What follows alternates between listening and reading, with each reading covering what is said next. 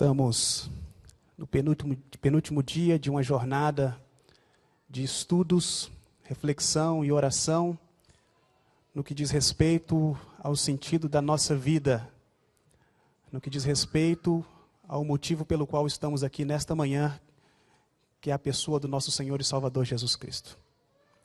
Seja bem-vindo à casa de Deus. Seja bem-vindo à presença de Deus. Nós vamos continuar aquilo que começamos nos lares. Muitos aqui se reuniram nos lares. Ontem estivemos juntos, reunidos aqui, fizemos uma reflexão sobre a grande oportunidade que Pilatos teve de libertar Jesus, mas infelizmente, movido pela turba judaica, ele decidiu o contrário disso e entregou Jesus à crucifixão. E hoje nós vamos estudar um pouco melhor sobre como se deu o processo após Pilatos sentenciar Jesus à morte. Eu quero convidar você a abrir a sua Bíblia no Evangelho de Lucas, capítulo 23. Todas as vezes que eu tenho o privilégio de partilhar da palavra de Deus com alguém, com uma plateia, um público como esse, eu me lembro de uma história que aconteceu comigo há aproximadamente 7 anos. Eu trabalhava no Colégio Adventista de Belo Horizonte. E algumas crianças descobriram que em minha sala, em meu escritório, eu tinha balas. Balinhas personalizadas, balas da escola adventista, né? Bala da escola. A escola dando bala para criança. Isso não combina muito, mas de vez em quando a gente faz algumas artes. E eu me lembro que 2 garotinhas, Isabela e Isabelle, vieram à minha sala. Eu estava no final de um bimestre, que aqui quem trabalha em escola ou conhece esse processo escola, final de bimestre é extremamente estressante. Estava digitando alguma coisa, não me lembro bem o que era. E a Isabela e a Isabelle entraram, bateram a porta, e eu olhei pelo monitor, percebi as duas, respirei profundamente e orei a Deus pedindo calma, paciência para eu não traumatizar aquelas 2 garotinhas. Decidi que eu não daria bala para elas naquele dia. E quando eu olhei para elas, tio, o senhor tem uma balinha para nós? E olha, negar bala para criança é pecado. E eu respirei profundamente, olhei para elas e falei assim, olha, hoje o coração do tio está muito duro. Não tem bala para vocês. Elas foram embora e eu pensei, estou livre. No dia seguinte, no mesmo horário, ali estavam as 2, bateram a porta de novo. E eu olhei, quando percebi que eram as 2, eu respirei mais profundamente ainda e falei, hoje eu vou traumatizar essas meninas. E quando eu olhei para elas, elas olharam para mim e disseram, tio, como está o seu coração hoje? Elas me traumatizaram e eu tive que dar bala para elas. Eu não conheço você e eu não sei como está o seu coração hoje. Mas Deus te conhece. E Ele está aqui para pegar o seu coração nas mãos dEle. E eu quero orar agora, neste momento, pedindo a Deus que trabalhe em seu coração, através da palavra que já está aberta, a fim de que esse trabalhar de Deus faça com que o seu coração esteja comovido o suficiente para entender e aceitar o que Deus quer falar a você nesta manhã. Vamos orar, querido Deus. Obrigado pelo privilégio que temos, de forma pública e livre, de adorar ao Senhor. Obrigado, Senhor, porque nós sabemos que o nosso coração só pode ser compreendido e atendido pelo Senhor. E aqui estamos. Como ministro da palavra, eu não conheço o coração de ninguém, mas eu sei que o Senhor sonda cada coração. O Senhor conhece cada vida, cada interesse. E o Senhor sabe se alguém está aqui com o coração quebrantado, triste, precisando de um milagre. Este é o dia do milagre do Senhor na vida dessa alma, Pai. Mova-se entre nós e toque esses corações. Querido Deus, tome posse da vida de cada adorador nesta manhã. Para que estes momentos onde nos aprofundaremos no estudo da Tua Palavra, o Senhor, ao falar, encontre os nossos ouvidos abertos para entendermos a Tua mensagem e decidirmos guardá-la em nosso coração para nunca mais pecarmos. Mova-se entre nós, Espírito Santo, para que essas pessoas que o Senhor conhece, que o Senhor compreende os planos, que o Senhor entende os motivos, os sentidos da vida, sejam comovidas, convertidas, convencidas pelo Senhor. Que neste momento, Pai, se alguma coisa se torna um empecilho para que essa pessoa acesse, para que essa pessoa seja introduzida ao Teu trono da graça, que em nome de Jesus o Senhor quebre qualquer barreira. Que o Senhor elimine qualquer problema, qualquer dúvida, qualquer angústia, qualquer tristeza, qualquer doença que neste momento se torne um tropeço para que nós estejamos em paz diante do Senhor para ouvirmos a Tua voz. A Sua palavra está aberta, Senhor. E nós pedimos que o Senhor abra o nosso coração. Em nome do nosso Senhor e Salvador Jesus Cristo. Amém. Lucas capítulo 23, o verso é o 33. Quando chegaram ao lugar chamado Calvário, ali o crucificaram, bem como aos malfeitores, um à direita e o outro à esquerda. Quando eu acesso estas cenas finais da vida de Jesus neste mundo, eu consigo, tal como eu me sinto diante de um filme, ver essas cenas, viver essas cenas, como se eu vivesse um filme de ação, onde a morte é uma realidade tão sanguinária, que eu me comovo diante das cenas da cruz, como se fosse um espetáculo de ação. E se você se aprofunda um pouco mais, é possível que você se sinta num filme de romance, onde as suas lágrimas sejam derramadas diante de alguém sem culpa, tal como Pilatos, vimos ontem, declarou por 3 vezes que não tinha nenhum crime, mas estava sendo levado ao matadouro, estava sendo assassinado. É possível que você se sinta como num romance, onde no final o mocinho perde a sua vida. Talvez aquele romance, Um Amor para Recordar, muitos aqui já assistiram. Quando eu acesso essas cenas, eu me sinto muitas vezes em meio a um drama arrepiante. E o que nós vamos e estamos já estudando nesta manhã, eu quero chamar a sua atenção, porque essas cenas pararam o mundo há 2000 anos. Essas cenas pararam o universo de Deus.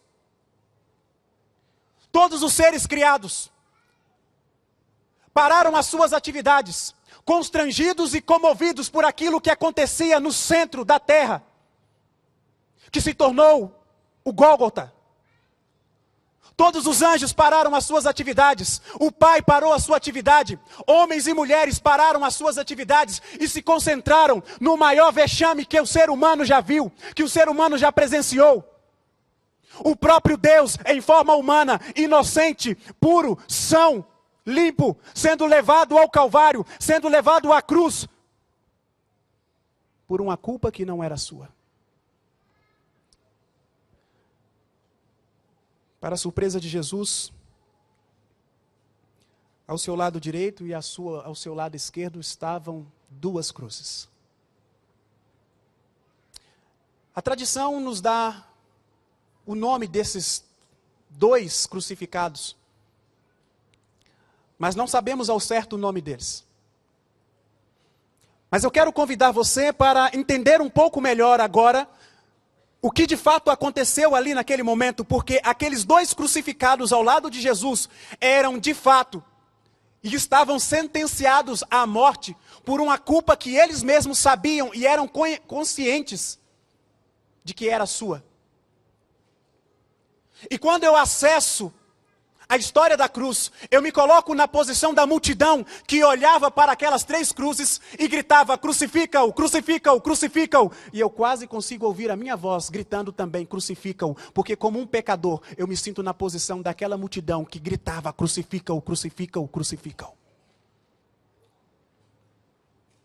E se tem uma posição que eu consigo me ver quando eu estudo essas cenas, é na posição daquele que mesmo tendo andado com Jesus, o tem rejeitado. Tem fugido no momento em que ele mais precisa de mim. Mas aquela multidão não estava ali apenas por Jesus. Aquela multidão não havia se aglomerado ali apenas para gritar, apenas para condenar a pessoa de Cristo. Eu imagino que aquela multidão era formada por homens, mulheres, talvez até crianças, que estavam ali para aplaudirem a sentença, justa sentença, daqueles 2 malfeitores, que em certos momentos a Bíblia chama de ladrões, mas tal como a Bíblia conduz a nossa compreensão, eles não eram apenas ladrões, porque a Bíblia diz que o ladrão vem para matar, roubar e o quê? Eles eram assassinos. E eu consigo ver naquela multidão viúvas que estavam ali para aplaudirem a execução daqueles que levaram à morte a sua família. Eu consigo ver naquela multidão homens que estavam ali porque aqueles bandidos trouxeram o terror ao assassinarem seus filhos, trouxeram a pobreza ao roubarem os seus bens. Eu consigo ver naquela multidão o grito de crucifica-os para aqueles 2 malfeitores, porque eles vieram e tiraram os pais, talvez de crianças que estavam ali em meio àquela multidão. Quem eram aqueles 2 malfeitores? A multidão estava ali se alegrando para com a morte dos 2. E eu consigo imaginar quem eram aqueles 2. Judeus. Como judeus, aqueles 2 possivelmente cresceram numa família extremamente religiosa. E eu consigo imaginar aqueles 2 todos os dias, pela manhã e à tarde, sendo chamados por seus pais para o culto familiar. Eu consigo imaginar aqueles 2 malfeitores aprendendo sobre a história da criação, aprendendo sobre a história do povo cativo no Egito e aprendendo sobre como Deus, de forma sobrenatural, maravilhosa, abriu o Mar Vermelho, conduzindo o seu povo à liberdade. Eu consigo imaginar aqueles 2 ainda infantis, adolescentes, derramando lágrimas diante das histórias contadas pelo papai e pela mamãe, onde eles entendiam que o plano de Deus para eles era o envio do Messias, e inclusive eles estavam ou criaram uma expectativa do cumprimento da profecia em seus dias, a vinda do Messias. Durante certo tempo da vida daqueles 2 malfeitores, eles foram extremamente religiosos. Eles aguardavam o Messias, eles aguardavam a bênção de Deus, eles aguardavam o rei de Israel. Eles foram extremamente religiosos, frequentadores dos cultos aos sábados. Eu imagino que aqueles 2, ao se tornarem adultos dentro da cultura judaica aos 12 anos, foram ler o livro, talvez do profeta Isaías, à frente do público. Eles começaram a participar de todas as cerimônias judaicas. Eles foram, ou talvez estiveram sendo preparados para serem líderes religiosos da nação. Mas infelizmente, em certo momento da sua história, eles decidiram deixar para trás tudo aquilo que aprenderam com seus pais. E talvez eu esteja falando para alguém nesta manhã, que veio aqui simplesmente pela insistência do pai ou da mãe. É possível que eu esteja falando para alguém que há muito tempo decidiu deixar de lado as histórias infantis que ouvia. É possível que eu esteja falando a alguém que há muito tempo não entrava nesta igreja, não entrava na casa de Deus. É possível que eu esteja falando para alguém que tenha decidido vir aqui pela última vez e esquecer de uma vez por todas de todos os ensinamentos dos seus pais. É possível que eu esteja falando para alguém que foi religioso durante muito tempo, mas hoje tem se sentido um criminoso. Diante daquele dia, no verso 33, aqueles dois malfeitores, eles não contavam com a surpresa de que ao centro da sua final história, ao centro da sua morte, ao centro dos seus últimos fôlegos, dos seus últimos suspiros, um homem seria levantado. Um homem seria conduzido ao centro da sua história. E eles sabiam quem era aquele homem. Eles sabiam quem era aquele homem porque eles ouviram falar daquele homem na sua infância. Eles sabiam quem era aquele homem porque eles ouviram falar do ministério daquele homem. Eles sabiam quem era aquele homem, porque enquanto aquele homem, Jesus, estava sendo julgado por Pilatos, eles estavam presenciaram o julgamento de Jesus. É possível que aqueles homens fossem discípulos de Barrabás. E a expectativa deles era que ao centro da cruz, de cada um deles, estivesse Barrabás sendo levantado como o pior dos malfeitores, assassinos da ocasião. Mas para a surpresa deles, Barrabás foi condenado à liberdade. E Jesus, condenado à morte. No versículo 39, nós deixamos de ouvir os sons da multidão. No versículo 39, nós deixamos de ouvir homens e mulheres gritando, clamando pela morte daqueles dois. E agora o centro do diálogo, o centro dessa história, ele toma uma outra dimensão. E a dimensão agora se torna o alto das cruzes, onde um diálogo é travado. E no versículo 39, um dos malfeitores crucificado, blasfemava contra ele, dizendo, não és tu o Cristo? O que eu acho interessante nessa pergunta é que Jesus já havia ouvido algo assim anteriormente. Jesus já havia ouvido essa pergunta logo no início do seu ministério. Não uma pergunta que apresentava a Jesus um questionar, mas apresentava a Jesus um afrontamento, apresentava a Jesus um confronto no sentido de levá-lo à dúvida da sua identidade. Jesus já havia ouvido essa frase proferida por Satanás. E Satanás, ao se apresentar a Jesus, lhe acusou ou lhe instigou a pensar se de fato ele era o Messias. Não és tu o Messias? Na realidade, essa frase, essa pergunta, leva Jesus a uma reflexão que poderia ser fatal, dependendo da resposta.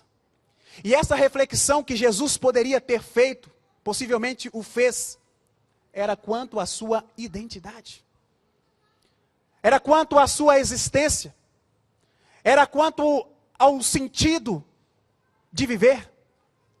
E essa é uma frase que tem rondado a vida dos seres humanos ao longo de toda a história da humanidade após o pecado. A frase, quem é você? De onde você veio? Qual o sentido para a sua vida? Por que você está aqui?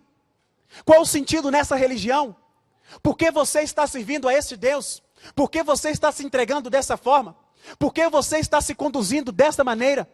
Por que você se veste assim? Por que você come desta forma? Por que você não frequenta determinados lugares? Por que você deixa o trabalho, deixa os amigos, deixa a festa para vir se reunir no sábado pela manhã, adorando um Deus que a maior parte da população não adora? Quem é você?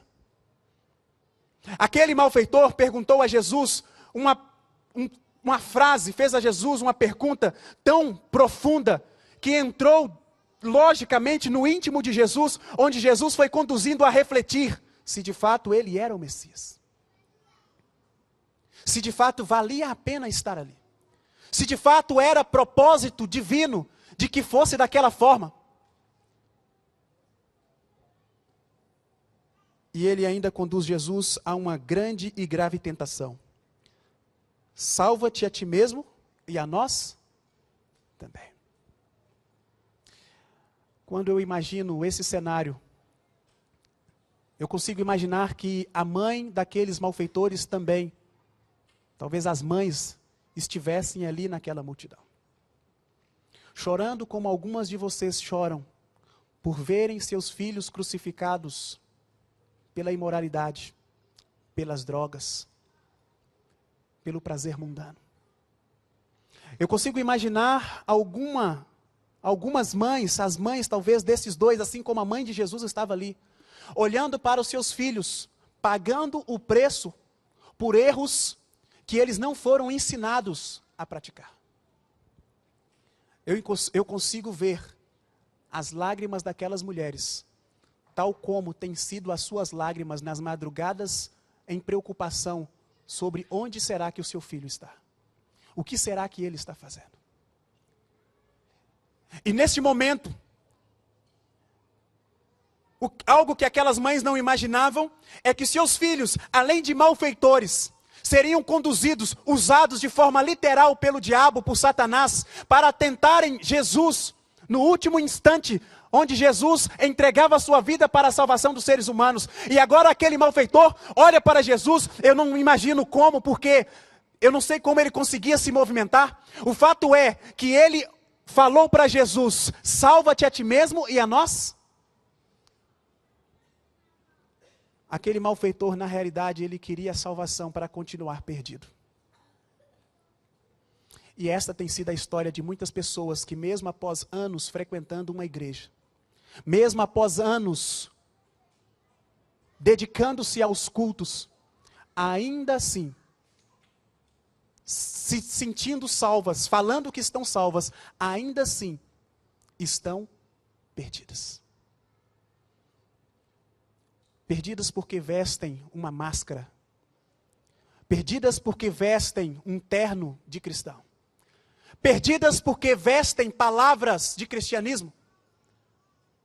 E a certa altura eu concordo com o filósofo Nietzsche, que diz que Deus morreu. E nas suas conclusões, a morte de Deus se deu pela forma como aqueles que diziam acreditar em Deus conduziam a sua vida.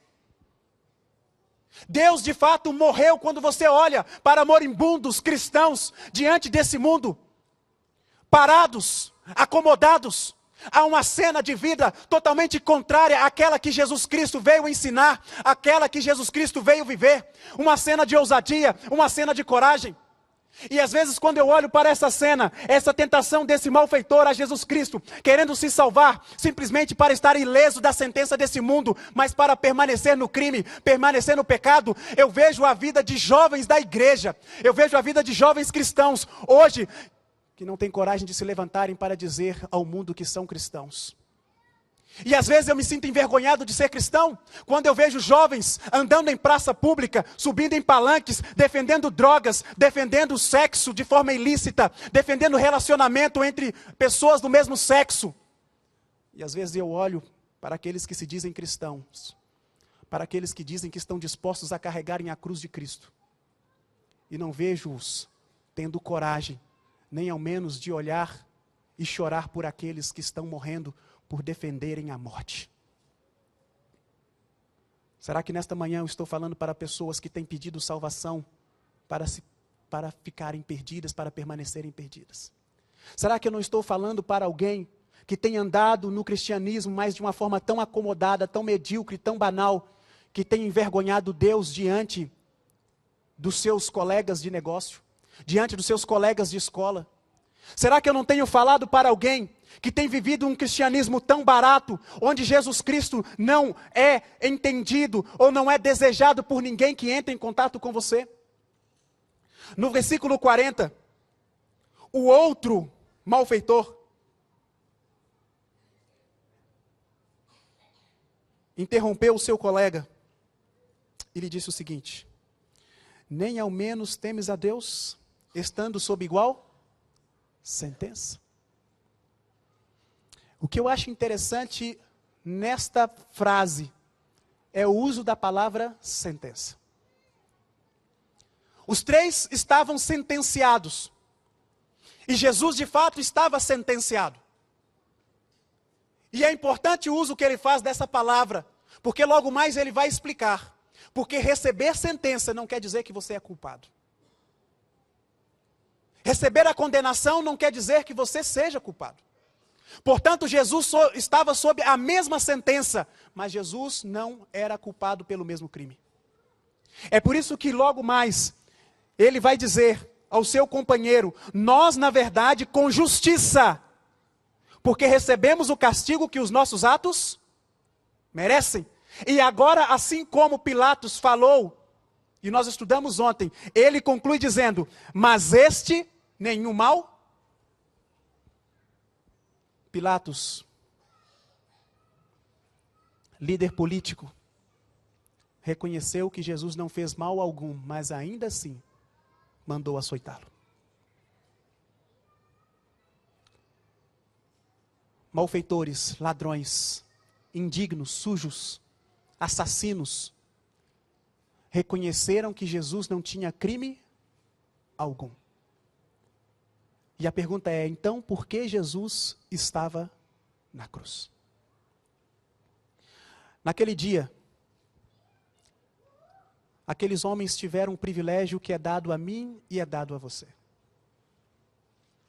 É o privilégio de que, independente da nossa vontade, independente dos nossos planos, em algum momento da história da nossa vida, Jesus Cristo estará no centro da nossa história.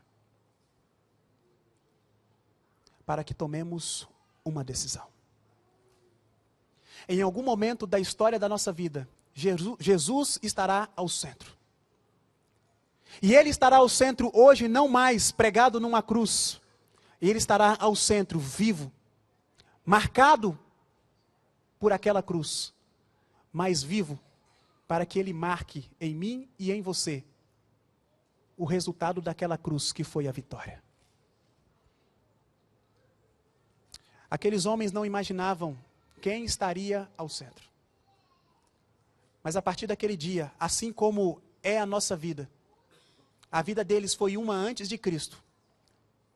E se tornou uma após Cristo Jesus. Mesmo que Jesus passe por sua vida, a sua vida vai mudar, mesmo que ela continue sendo a mesma de antes. Se você não entender isso, basta você acessar a liberdade que Deus nos dá ao olharmos para estas cenas e entendermos que ali estava a escolha fatal, a última escolha daqueles dois homens. E aquela última escolha foi oportunizada por Deus, quando Deus permitiu que o seu filho, o seu único filho, fosse entregue para ser morto na cruz do Calvário. Jesus Cristo foi morto por todos os seres humanos, morreu por toda a humanidade, inclusive por aqueles dois homens que tiveram a última chance da sua vida.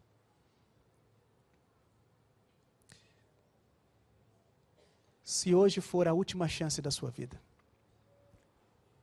Deus me mandou aqui para dizer a você que Jesus Cristo está no centro da sua história. Se hoje for o último suspiro da sua vida, Deus me mandou aqui para dizer a você que Jesus está no centro para tomar o seu lugar. Quando eu olho para essas três cruzes, eu também imagino em qual delas eu deveria estar.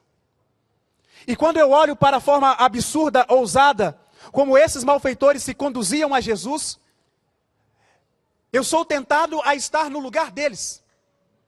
E eu me sinto o pior dos malfeitores.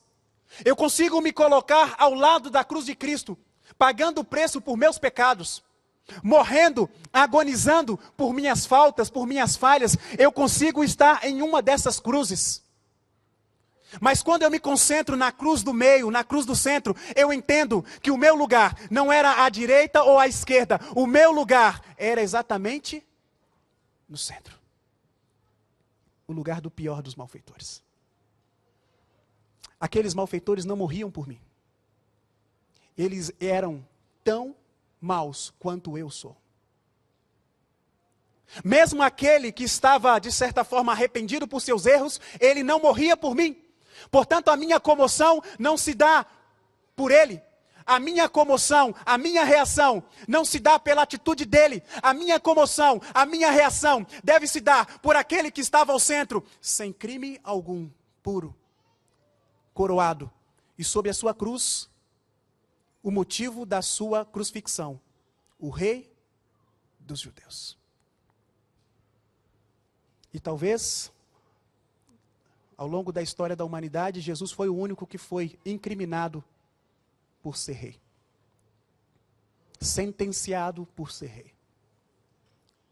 Era na cruz do centro que eu e você deveríamos estar. Há 2 anos eu estava ainda no NASP, estudando. E numa sexta-feira, aproximadamente às 10 horas da noite, meu telefone tocou, eu atendi. Era alguém da minha família em Belo Horizonte. E geralmente, à distância, todas as vezes que a minha família me ligava, eu sentia um calafrio sob a possibilidade de algo muito ruim ter acontecido. A minha família é uma família, de certa forma, adventista tradicional. O meu avô tem 60 anos de adventista. Todos os seus filhos foram ensinados nos caminhos do Senhor. Todos eles foram conduzidos à verdade bíblica. Na sua adolescência cantavam na igreja, pregavam. Alguns deles diziam que seriam pastores. Mas por volta dos 16, 17 anos, envolvidos com as amizades,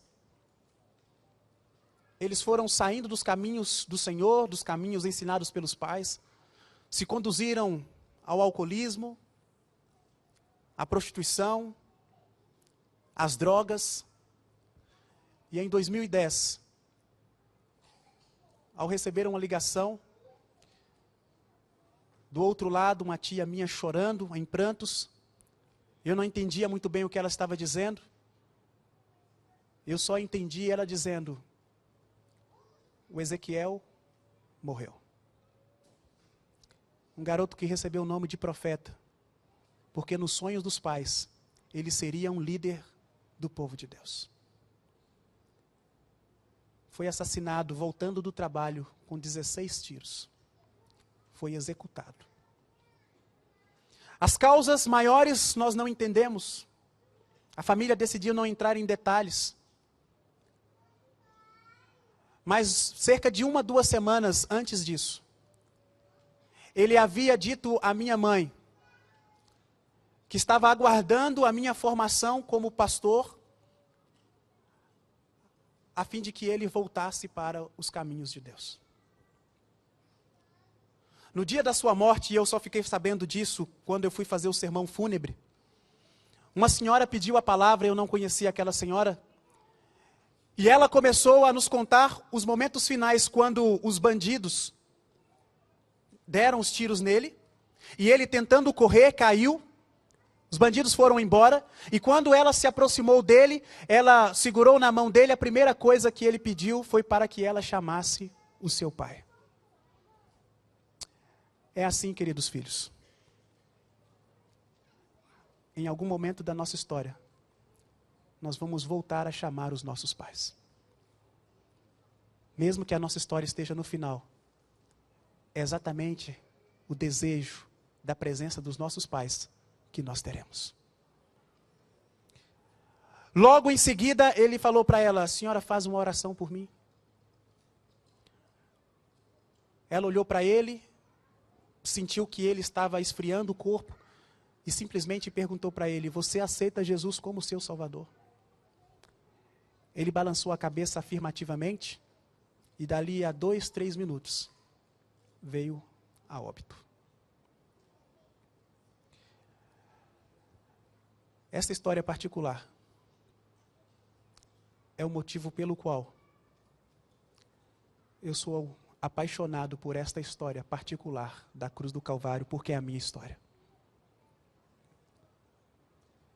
Eu tenho plena certeza de que o meu tio era culpado de alguma coisa.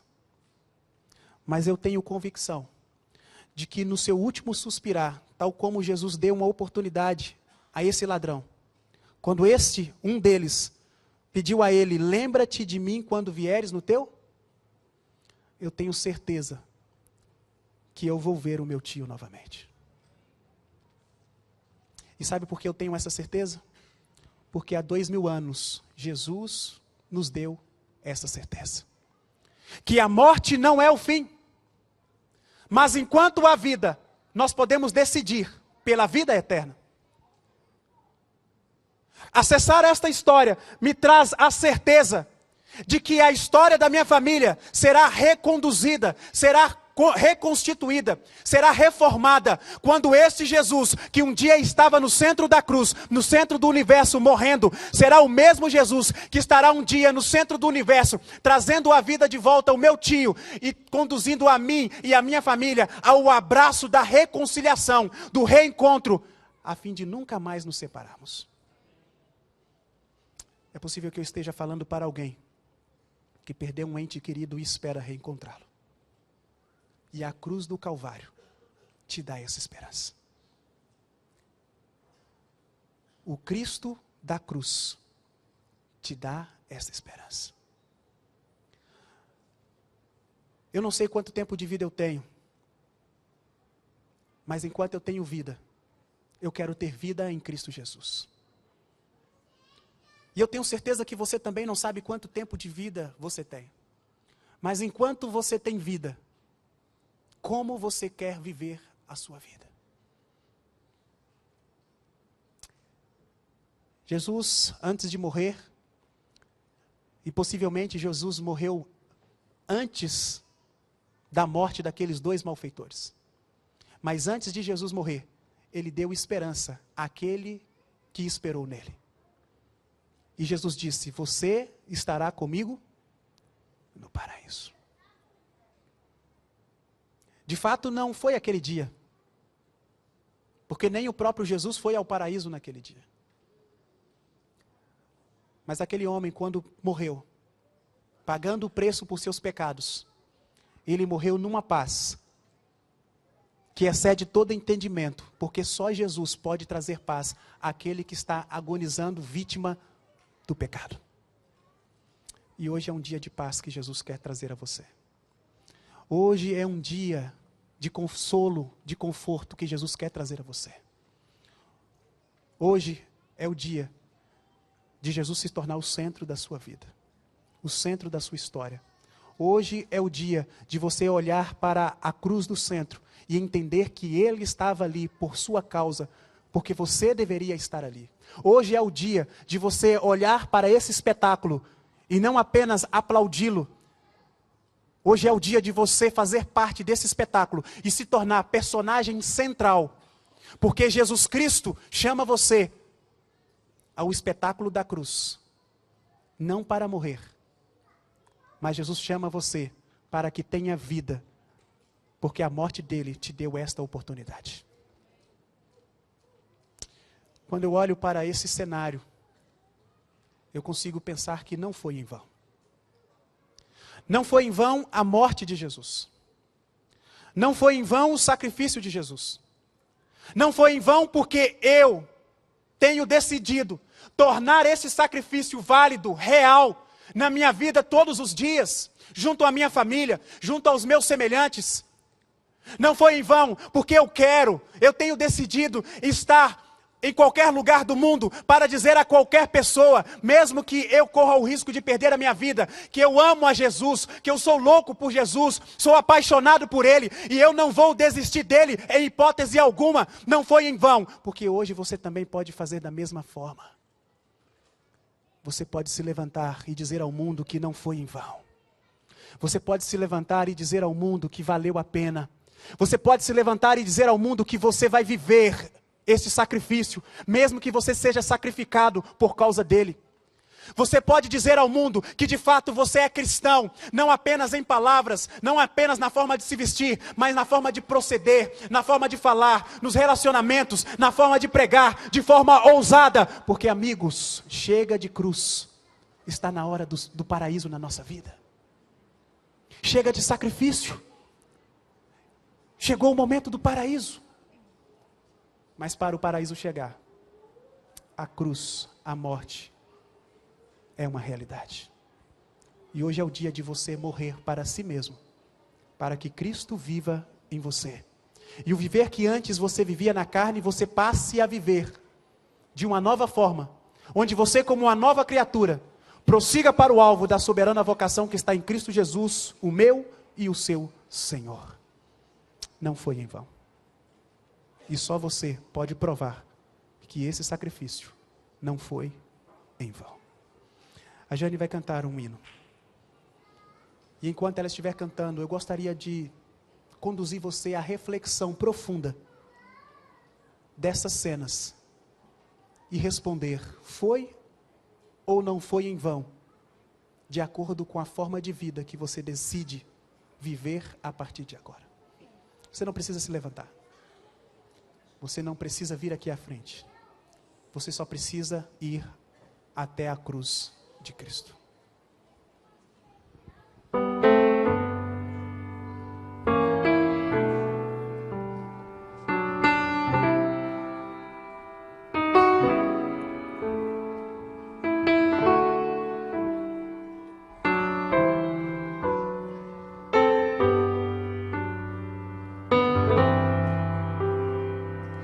Alguém maior que eu, sua glória rejeitou.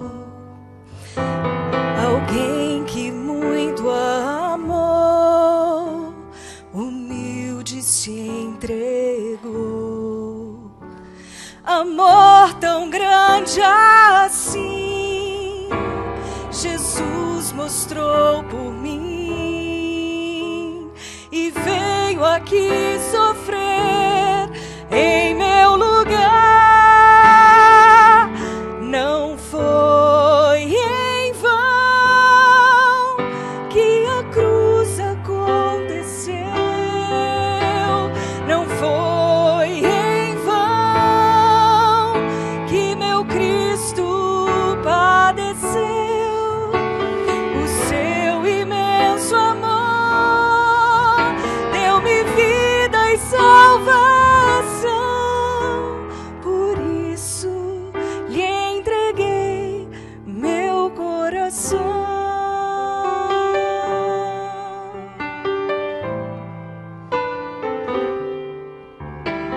Pesada foi a cruz que o mestre carregou. Os cravos tão cruéis que escárnio suportou. O sangue do amor perdão me concedeu, e livre do pecado agora sou. Não foi em vão que a cruz aconteceu. Não foi em vão que meu Cristo padeceu. O seu imenso amor deu-me vida e salvação. Por isso lhe entreguei meu coração. Não foi em vão que a cruz aconteceu. Não foi em vão que meu Cristo padeceu. O seu imenso amor deu-me vida e salvação. Por isso lhe entreguei meu coração.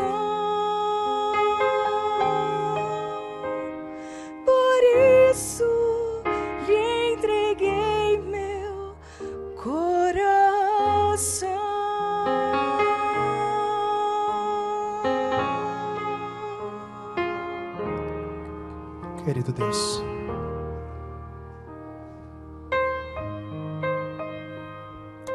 Que amor maravilhoso. Que oportunidade ímpar conseguirmos vislumbrar a cruz do Calvário. Não sob a ótica de crucificados, mas sob a ótica de livres, libertos por Cristo Jesus. É comovente, Pai, imaginar a dor que o nosso Salvador sentiu. Mas mais emocionante é não sentir dor alguma, porque Ele o fez por mim, por nós, e hoje podemos viver livres das dores do pecado. Nós não queremos que tenha sido em vão. Nós queremos viver a realidade do cristianismo, mesmo que a cruz seja uma realidade na nossa vida. Nós queremos viver intensamente o cristianismo, ao ponto de, se necessário, sermos perseguidos. Nós nos alegremos, porque a coroa da vida será o nosso resultado. Aqui estão jovens, adultos, pessoas que estão renovando o seu pacto, pessoas que estão se entregando ao Senhor pela primeira vez. E aqui estamos todos, Pai, para que o Senhor seja o centro da nossa história. Para que o Senhor seja a nossa salvação e nos conduza ao paraíso celestial. Muito obrigado por sua decisão de entregar o seu único filho para morrer por cada um de nós. E nós o aceitamos. Nós o aceitamos em sua morte e nós o adoramos em sua vida. Vida que nos traz vida. Vida que nos traz esperança. Vida que nos traz certeza. E que essa certeza renove nossa família, renove nossos relacionamentos. A expectativa de um Deus que em breve há de vir. E nós oramos em nome de Jesus Cristo. Amém, Senhor.